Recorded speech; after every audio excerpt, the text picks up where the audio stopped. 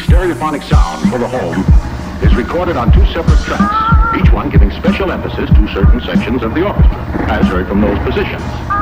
Now, when played back simultaneously on two separate systems, the sounds are blended together to achieve a new dimension in sound, impossible to obtain in a monaural recording.